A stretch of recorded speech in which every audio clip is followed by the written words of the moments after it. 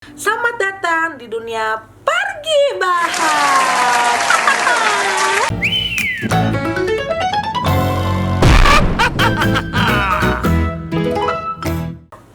Hai Gibi, ya kan? Hai Gibi, kembali lagi dengan Ratu Gibah. Ratu Gibah yang selalu menggibahi komentar yang gibah. Bukan topiknya, oke. Untuk kali ini kita nggak bisa ketawa-ketawa sih, karena ini agak konten mengharu biru ya. Sebelumnya aku mau mengucapkan turut berduka cita sebesar-besarnya buat Atta dan Aurel yang kemarin baru kehilangan anak pertamanya, keguguran ya. Ya aku cukup termasuk Gibi yang ini juga, Gibi yang ngecekin IG-nya Atta dan Aurel.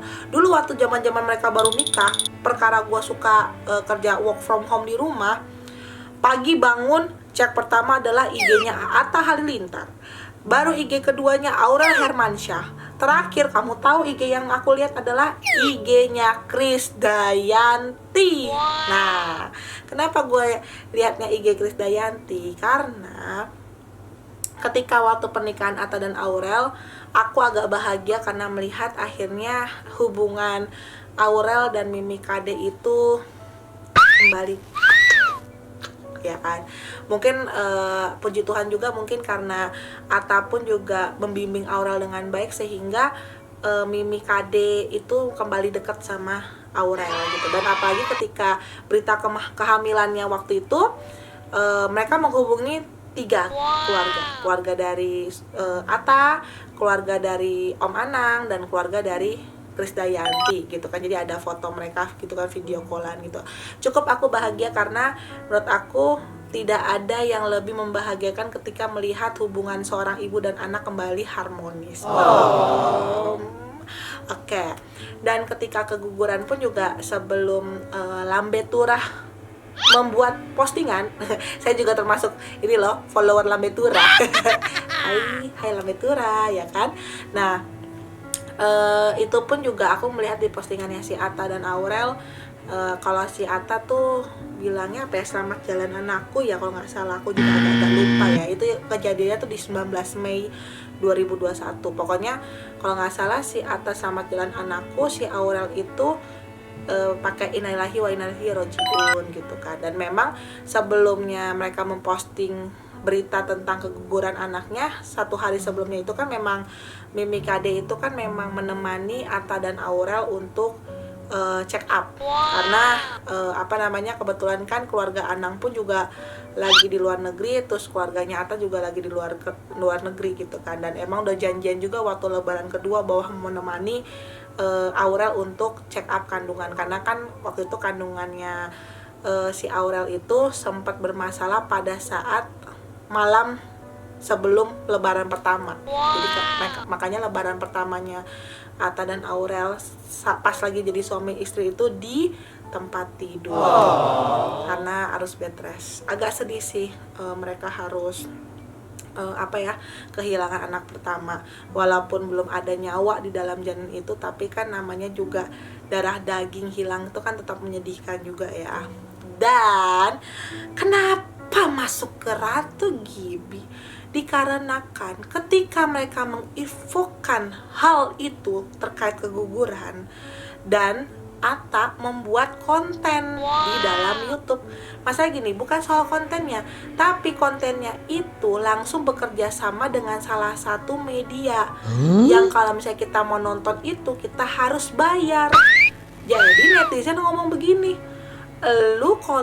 lu keguguran dijadiin konten dan dicariin untuk dapat cuannya gitu loh, bisa kerja sama orang, gue mau bikinin konten dong gitu. Gue mau bikin konten ini, yaudah masuk ke dalam media kita uangkan gitu. Menurut netizen atau menurut Gibi itu seperti itu.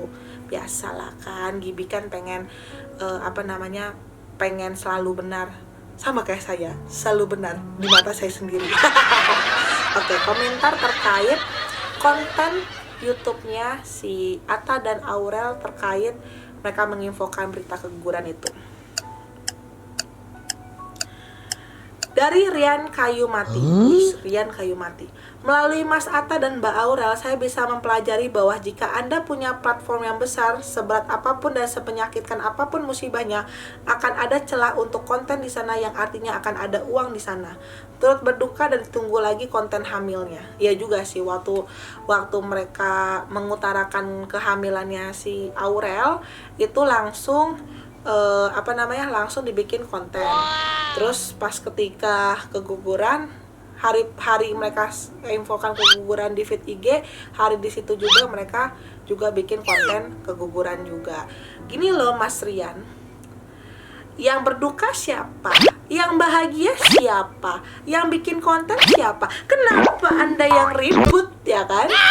Yang kehilangan kan dia, ya kan? Mungkin dia punya reason sendiri kenapa dia menginfokan hal itu di YouTube. Mungkin buat menginfokan teman-teman mereka, daripada telepon satu-satu kan capek gitu, nggak semuanya juga follow IG-nya. Ya mungkin mereka punya media yang besar untuk menginfokan semuanya bahwa ini kuliah duka cita kami ya dari YouTube. Suka-suka mereka lah gitu. Lanjut dari Azara. Tanpa mengurangi rasa hormat, mohon maaf untuk Atta Aurel, tapi sepertinya kalian butuh yang namanya privasi.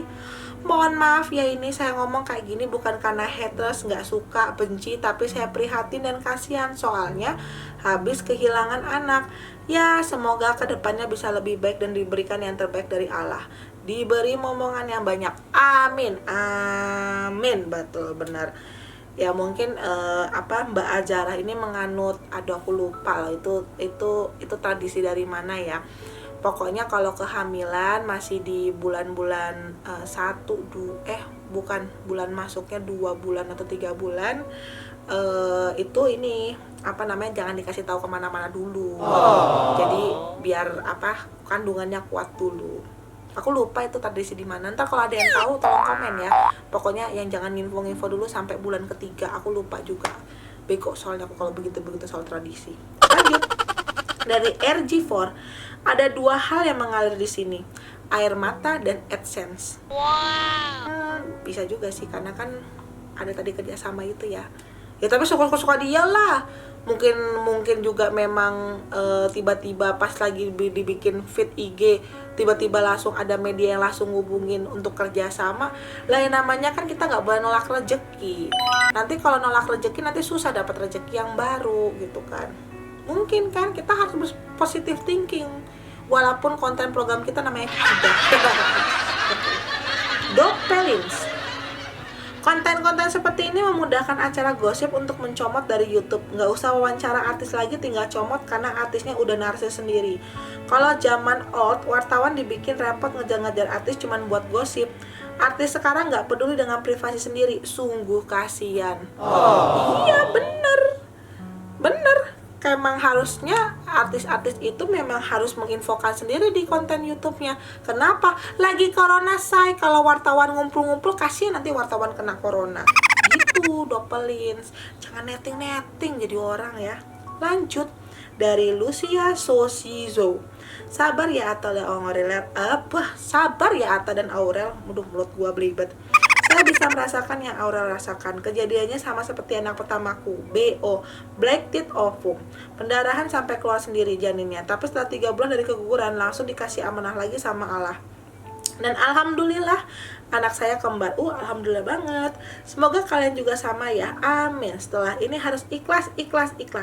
Karena rencana Allah pasti lebih hebat buat kalian dan keturunan kalian. Semoga Allah selalu memberkahi keluarga Atta dan Aurel. Amin. Allahumma amin. Allahumma amin. Ya itulah. Ada komentar baik. Bagus. Oke, lanjut. Dari Iya Cherry. Oh salah, ini konten di berikutnya. Oke, ini sih komentar di konten ini ya. Terakhir ada komentar yang baik sih di antara komentar-komentar yang cukup menguras energi dan perasaan.